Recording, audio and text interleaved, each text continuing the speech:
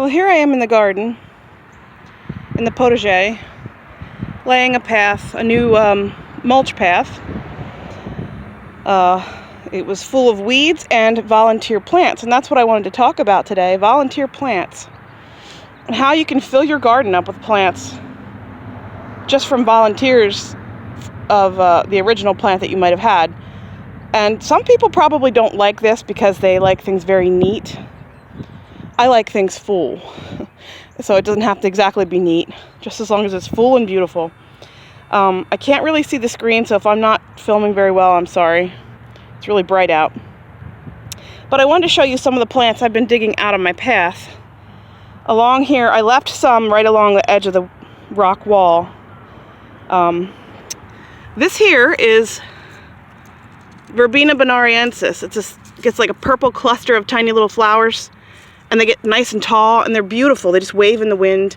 This is larkspur. Sorry, you can't see that one. Okay, there's one. That's larkspur, and that's a pile of larkspur and Verbena bonariensis that I've dug up in the path that I'm going to transplant elsewhere. There's some more that I dug out. You can see it all reseeded up here. I love it. It's just beautiful. Over here is, let's see, that sort of silvery leafed thing. There's one here, but you probably can't see it. There.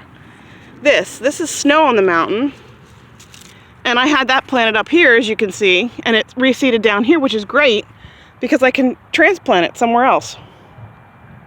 Another thing that reseeded itself is blue flax. So this is one. I had a huge one here last year, and I always thought they were perennials, but I guess they're annuals, but they just reseed themselves. So this is a bigger one that I might put it somewhere else, but I'll keep this one.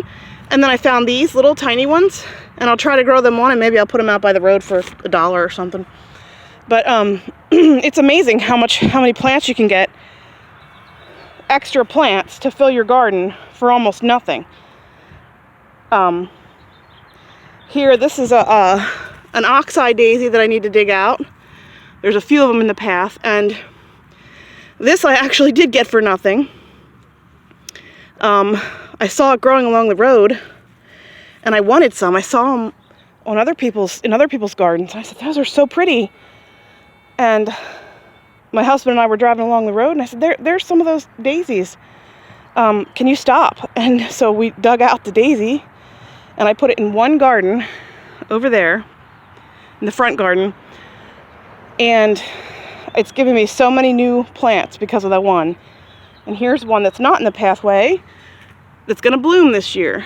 So I think they're like a biennial. The first year they come up, I think I broke my nail, that's annoying.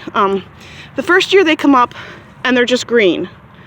So like, that one actually has blooms on it. That's funny. I thought they just come up the first year like this, just a little patch of green, and then the next year they bloom and then they die, but then they set seed and you have more plants. There's a raspberry bush. That's another free plant that I'll use. That's great. So anyway, that's just a little thought for you today. You can get all kinds of free plants.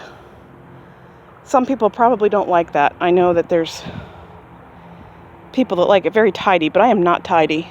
Never have been. I probably never will be. And my garden reflects that. But I like it. I think it's blousy and beautiful. So, all right, well, just thought I'd let you in on that little tip, and thanks for watching.